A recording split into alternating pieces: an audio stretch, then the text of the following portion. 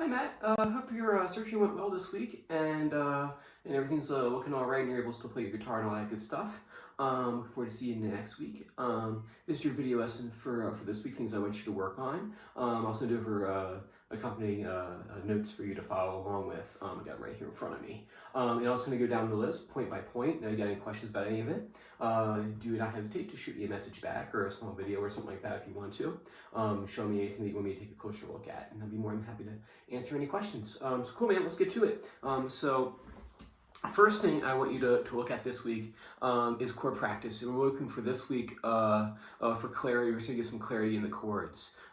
What I like to do, we were talking before about last time about the count between the chords, kind of getting the speed down, trying to get the chords to move kind of quicker into your fingers and counting in between each transition.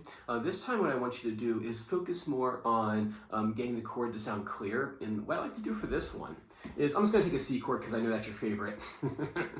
And I'm going to zoom in here a little bit. So I'm going to put a C chord on and should probably help turn the amp on. There we go. So stand by. There we go. Oh, still quiet from when Ethan was sleeping. There we go. There we go. There we go. All right. Cool. So what you're going to do, put the chord on in place first. And we're not looking for perfection for today or anything like that. Let me show you what we're looking for. So you put the chord on first. And what we want to do is we want to get that shape like absolutely in your fingers. So that way you don't have to think about what a C chord looks like or trying to get there. So when we play the C chord, you strum the chord once. And what you're going to do is you're going to lift the chord in midair. And you're going to hold it there. And the always question is, how high do you lift it? And the answer is, you don't want to be out like this way right here. You don't want to lift your thumb out this way. It's not like that. I play the C chord, and then I lift the chord out and hold the shape in midair, right? And what you'll see sometimes is like your first finger will start drifting up this way, your ring finger will start popping down this way.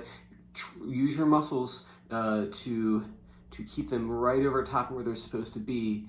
And then hold it there for, maybe a few seconds, 1, 2, 3, maybe count to 5 or something like that. And then see if you can drop them all at the same time.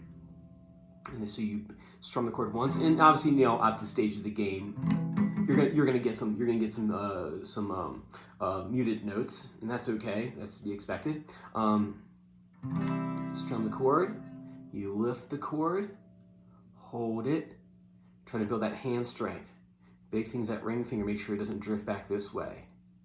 And then drop it all into place. And you can pick through each string. You got a dead note there. And when you get that, when you get that dead note out of there, there might be more than one, just kind of focus on like one at a time. If you try to do them all at once, it gets overwhelming. So you take the chord, dead note there. See if you can kind of get to sound. Sometimes it just takes like a little turn of the hand like this. And I'd have to see each individual case to give you a pointer on that one. But just as generalization, if you kind of move your finger just a little bit, either out or back, see I'm kind of rotating a little bit. And then you lift the chord out one more time and see if you can hold that shape in midair and then drop it all at the same time. So you want to avoid the wave. That's for a different day. Lift and hold. And then drop it into place, just like that. And then you lift and hold one more time. And then this time I'm lifting and holding, I'm going to switch to a G chord. I'm going to see if I can do it in midair. The idea behind this is that when I'm switching chords, I'm not switching when I land. I switch when I actually get into the chord shape when I'm switching. So say if I'm playing a C chord and I get a G, I'm in G before I even land this thing. See, I'm already in a C chord. And a lot of times I see this in beginner students. One finger, one finger, one finger, one finger. All right, now let's play. One finger, one finger, one finger. Now let's play. One finger. So we want to get kind of away from that. Obviously, there's something that happens in the beginning.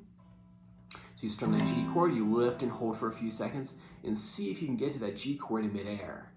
And then lift, plug, and strum through it. You lift that G chord in midair. All right, and then you land it. So you can strum it one more time. Lift, switch to the C chord. And then drop it and see if you can get, still muted, so I have to make that adjustment again. So I want you to work on that, and then do one chord at a time, and then pick like 2 chords, and see if you can kind of switch back and forth between them. And then try doing it with like the Hey Joe chords, and see if you can kind of go through C, and then G, lift in place. You can do a D chord in midair, lift in place. Oh, so lift and hold in midair, and then place. A, lift, get to an E chord, and then right. So you can one strum through each one of them. That'll hopefully help your fingers kind of get the strength and dexterity to move from one chord to the next without doing like the 1 finger routine or landing it and always meeting that one string. This is a good way to kind of like make sure your landings are always good. Like for example, that C. There we go. Okay, now I got to do it again. Good. See, the string I'm hitting is the first string, by the way. So you C chord, like that. All right, cool, man. I want you to work on that. Next thing I want you to work on is tablature. And so if you look at this chart right here, I can't remember, I think you said you might have read a little bit of tablature, but I'm going to pretend like you don't know anything at all. And then that way I'm not going to assume anything or miss any steps for you. So we have the tab right here, all right? Get your 6 lines. Conveniently enough, we have 6 strings of the guitar, right? So one would assume that these 6 lines represent the 6 strings of the guitar. What's harder to figure out though, just by looking at it, is like which one's which. And so if you look right here, see the one on the bottom right here? This bottom line right here? That's your bottom string right here. That's the low string. Sometimes it gets confusing. Like after you read this stuff for a while, it gets a little bit easier. But in the beginning, everyone thinks like this is the low one for some reason. But it's not like a picture like this where it's like, okay, this one's up here like this. It's the opposite. It's this one down here is this one here, right? Cool. So, and then there's no mystical order or anything like that. It's like literally like this string right here is the low one. This 5th string right here, right? That's this one right here, and this moves on. So this is your thick string, and this is your thin string over here. So your thick string and your thin string, right? And you'll see a bunch of numbers on here, right? You'll see 0, 3, 0, 2, 0, 2, 0, 2, 0, 3, 0, 3. What the numbers mean, the numbers are the fret. So if it's 0, it means you hit that string open. That's all you do. If you see a 3 there, you play the 3rd fret. It's like 1, 2, 3, you would play that 3rd fret there. So the first 2 numbers we have on the low strings right there is a 0 on the 6th string, which is this low string right here. So I hit that open because it says 0. And then it says to play 3. So I'm gonna go 1, 2, okay, 3rd fret, right? Now, you notice there that I use my 3rd finger, right? And that's just a happy coincidence. Like on the 2nd fret, I'm gonna use my 2nd finger. On the 3rd fret, I'm gonna use my 3rd finger. The numbers mean the fret number, not the finger number. It's just a happy coincidence in the beginning when we're playing the open position that's how they work out. So, so the numbers are the fret, not the finger. Even though, yes, I am using my 3rd finger and 2nd finger through this exercise. That is just a happy coincidence, and we'll just leave it at that. So, cool, man. All right, so with that being said, we have 0, 3, right? Next string down, 5th string, 0, 2, the next string down, 0, 2, next string down, 0, 2, next string down, 0, 2, next string down, 0, oh sorry, 0, 3, yeah, 0, 3 on that 2nd string, 0, 3, right, there we go. So it's nap time. So anyway, so you have 0, 3, 0, 2, 0, 2, 0, 2, 0, 3, 0, 3. And what you're gonna do is just practice getting your fingers on and off the fretboard kind of this way.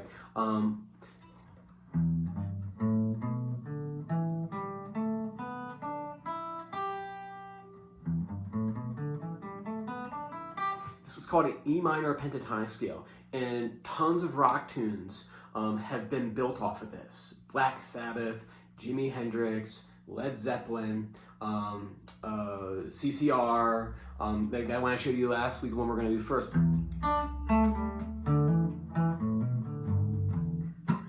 Right? So the first thing you got to do if you want to play riffs on the guitar is figure out where you can put your fingers, right? If you know where to put your fingers, the riffs become a whole lot easier.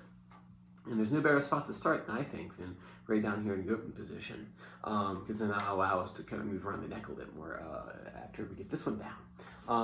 Cool. So what I would want you to do for just this week is just be able to go up and down the scale. So you can go 0, 3, 0, 2, 0, 2. Nice and easy pace. We're not trying to set any land speed records here today.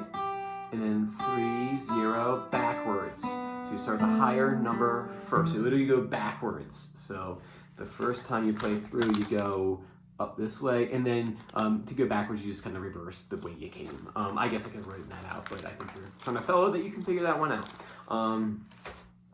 You go 3, 0, 3, 0, 2, 0, 2, 0, 2, 0, 3, 0, right? And if you get that down, playing riffs becomes a whole lot easier because your fingers know kind of where they go. Otherwise, it's kind of like I know it's kind of hard for me to look at it now, but like I imagine when I was a beginner, I look at this like, which fret does what and which one goes with which. If your fingers already know which ones are okay, and you kind of practice that again in your muscle memory, I think playing riffs it becomes a whole lot easier. And then improvising becomes easier. Eventually we're going to be jamming together, and this is the material which you'll be drawing from. So it's in your best interest to get this one down. So cool, so work on that. Number 3, go ahead. I've written out 2 brand new chords for you. The Hey Joe chords are, I think, they're very important. To play any other rock songs or any other songs you want to play, you kind of have to have those down, right? Those 5 are like key. The next one's we're going to look at more minor chords. And the next one's going to be like A minor right here, for example. I want you to learn that one. And then F major 7, that's what F, that capital M7 means. Don't let the name freak you out or whatever. It's just a name. It's just arbitrary, not arbitrary, but it's just a name that goes with this chord. But the name isn't comparable to how easy it is to play. It's not that bad. Notice it kind of looks a little bit similar to C chord. And then so get those chords down, learn those 2 for me for next time. And then I've taken the liberty to write down Red Hot Chili Peppers tune, Other Side. It's a nice little tune.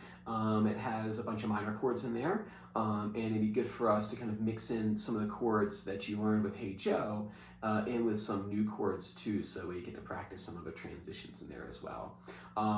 This week I just want you to kind of get the shapes down. So like, get like A minor, and then play F major 7, C, and then G, and then next time, if everything's looking good, we'll go. And